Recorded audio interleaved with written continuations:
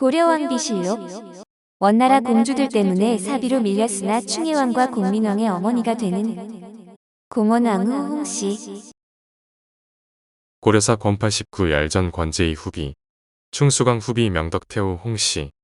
홍규의 딸이 충수광과 혼인하여 덕비로 책봉되다. 명덕태후 홍씨는 남양 사람으로 부원군 홍규의 딸이다. 나면서부터 총명하고 지혜가 뛰어나며 단정하고 신중했다. 충수광이 즉위하자 궁궐에 뽑혀 들어가 책봉하여 덕비가 되었는데 행동이 예법을 따르므로 왕이 매우 소중히 여겼다. 충수광 2년 아들 왕정을 낳으니 백관이 하례하였는데 이가 충혜왕이고 또 공민왕도 낳았다. 그 뒤 충수광은 원의 복국장 공주와 혼인하였다. 공주의 투기 때문에 태우는 궁에서 나와 정안공의 집에 살았는데 왕이 여러 번 밤에 행차하였다. 윤석 송기 등이 은밀히 왕에게 아뢰어 정안공의 집으로 이어하고 태우를 이웃집으로 옮겨 왕래하는데 편하도록 하였다. 어떤 무녀가 유망한 말로써 태우의 궁에 드나들어 신님과 사랑을 상당히 받았는데 태우가 얼마 뒤에 유망함을 알고 그의 재산을 적몰한 뒤 좌우 신하들로 하여금 매질하여 죽였다. 충혜왕이 왕위에 오르자 충수광은 정만길 강윤 김원상이 참소하며 이간질하는 것을 듣고 마침내 억지로 태우를 고향 전리으로 돌려보내고 모자가 서로 만나는 것을 허락하지 않았다. 공원왕 태후 홍씨는 충수광의 사비로 충혜왕과 공민왕의 어머니이자 충모광, 충정왕 우왕의 할머니인데 존호 중 하나인 명덕태후란 명칭이 유명합니다. 남양 부원군 홍규의 딸로 언니는 충선왕의 후궁 순하원비, 친정 조카는 공민왕대의 문화시중을 지낸 홍원박인데 아버지 홍규는 송송례 등과 무신정권을 마무리한 주역 중 한 명입니다. 홍규는 딸이 원의 공녀가 되자 머리카락을 잘라 비구니로 만들었지만 발갑되어 딸이 매질을 당한 후 원사신의 여자가 되었고 홍규는 귀향을 갔는데 돌아온 후 20년 동안 시골에서 은거를 했습니다.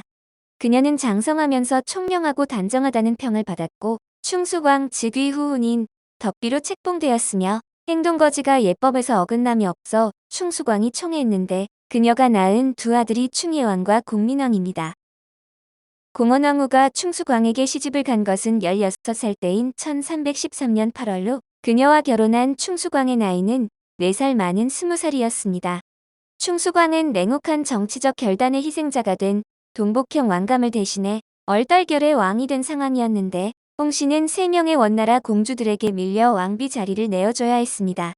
1316년 7월에 원나라 영왕 야선천모가의 딸 복국장공주가 고려 왕비가 되어 개경으로 왔고 이후 복국장공주가 죽자 충수광은 원나라 황녀 조국장공주와 결혼했습니다. 그러나 조국장공주도 어린 나이에 산욕으로 죽자 경화공주와 혼인했는데 후비로 밀려난 홍씨는 경화공주를 제외하고 2명의 원나라 공주들의 극심한 질투에 휩싸여야 했습니다. 불행인지 다행인지 충수광의 사랑이 홍씨를 향해 있었기 때문인데 충수광의 첫 번째 부인이었지만 왕비 노릇을 할 수도 남편의 사랑을 독차지할 수도 없는 채로 후비로 밀려나 살아야 했습니다. 1313년 충선왕의 양위로 충수광이 즉위하지만 1321년 원나라에 불려가 4년 동안 국왕인장마저 빼앗긴 채 원에 머무르다 우여곡절 끝에 1325년에 고려로 귀국했습니다. 당시 신왕이 원과 밀착해 고려 국왕의 자리를 탐내 충수광 세력과 신왕 세력으로 나뉘는 상황에서 국내 세력의 지지 확보는 중요한 일이었는데 1322년 일부 신료들이 충수광의 복귀를 원에 청하는 일이 벌어집니다.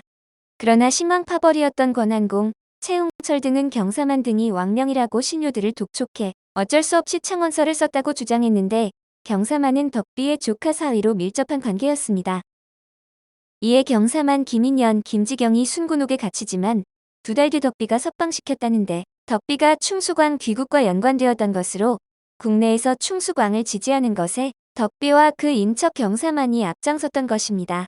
신왕과 충수광의 대립 상황에서 원황제가 신왕을 총애해 충수광 지지자는 많지 않았는데 덕비를 중심으로 한 외척 집단이 결집해 충수광 지지를 끌어낸 것으로 충수광이 귀국 후 1329년 충혜왕에게 왕위를 물려주었습니다. 그러나 충수광과 사이는 그다지 좋지 않아 충혜왕이 즉위한 뒤 충수광은 명덕태후를 강제로 고향에 보내 충혜왕과 만나지 못하게 하기도 했습니다. 충혜왕은 1330년 9월과 12월 2차례 견주로 가서 덕비를 만났지만 덕비가 돌아온 것은 1336년 이후였고 아들에게 덕경부를 후비부로 받았습니다. 충수광의 뒤를 이어 왕위에 오른 큰아들 충혜왕은 둘도 없는 개망난이로 나라를 통치할 만한 인격을 갖추지 못했을 뿐 아니라 성격마저 포악해 정사를 뒷전으로 미루고 향락에 빠져 지냈습니다. 즉위 후 6일 동안 정사를 돌보지 않고 사냥을 즐기는가 하면 날마다 내시들과 씨름을 하며 놀았는데 국가의 중책은 대전 주주 등에게 일임해 관료들의 권력 남용이 극에 달했습니다. 충혜왕은 왕위에 오르자 닥치는 대로 음탕한 짓을 일삼기 시작했는데 1339년 5월에는 부왕의 후비인 수비권 씨를 강간했고 8월에는 역시 부왕의 후비인 숙공휘룡공주를 강간했습니다. 술자리를 마련한 왕은 연회가 끝나자 술에 취한 척하고 궁궐로 돌아가지 않고 있다 숙공휘룡공주의 침실을 덮쳤는데 공주가 완강하게 저항하자 수하들을 시켜 양팔과 다리를 잡게 한 다음 입을 틀어막고 강간을 했습니다.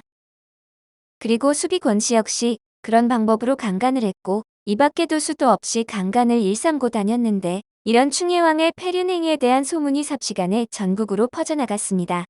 숙공휘룡공주는 은밀히 충혜왕이 자신을 강간한 일을 원나라에 고했고 충혜왕은 압송되었는데 겨우 상황을 모면하고 다시 고려로 돌아온 그는 또 다시 악행을 저지르고 다녔습니다.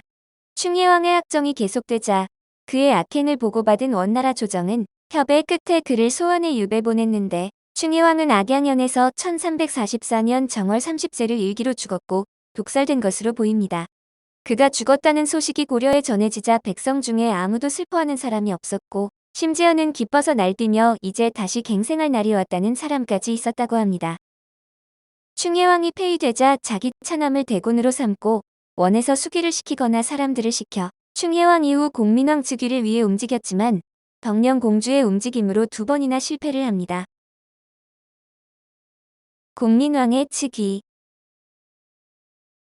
덕비는 덕령공주에게 밀려 충무광과 충정왕 시절에는 아무런 힘도 행사하지 못했으나 충정왕이 폐위되고 공민왕이 즉위하면서 상황이 달라집니다.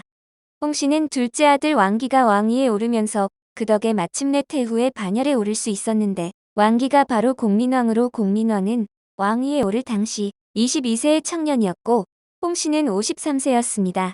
덕비는 공민왕이 즉위하면서 공민왕이 관절을 덕경부에서 문예부로 고치고 대비 홍씨가 되었으며 공민왕이 원 독립을 선언하면서 관절을 순경부로 고치고 순경왕태후로 높여집니다.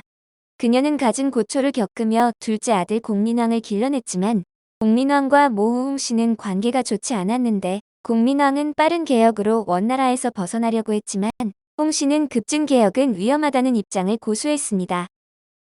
그래서 사사건건 아들과 대립했는데 공민왕에게 여러 번 신돈과 어울리지 말 것을 당부했기 때문에 신돈은 그녀와 대립하였고 신돈을 통해 개혁을 이루고자 하던 공민왕도 그녀를 멀리했습니다. 그녀는 또 공민왕이 개혁 작업의 일환으로 신하들의 목숨을 빼앗는 일이 잦아지자 이를 강력하게 비판해 공민왕과 더욱 멀어지게 되었고 아들 우를 세자로 삼으려 하자 모자 간의 갈등은 증폭됐습니다. 홍씨는 우가 신돈의 자식이라고 생각하고 있었기 때문에 그를 세자로 세우는 것을 반대했고 공민왕이 벌이던 궁궐 확장 공사도 마찰을 일으키는 원인이 되었습니다. 공민왕은 궁궐을 확충해 왕실의 권위를 되살리고자 했으나 홍씨는 백성을 괴롭히고 국가 재정을 소비하는 큰 공사는 제왕으로서 할 바가 아니라고 반대하고 나섰습니다. 태후가 공민왕대의 정치에 관여하고 백성을 거론한 것은 큰아들 충혜왕이 백성들 못살게 굴었다고 왕위에서 쫓겨나고 원에 잡혀가 귀양 간 것도 모자라 타지에서 죽은 것이 큰 상처가 되었을 것입니다.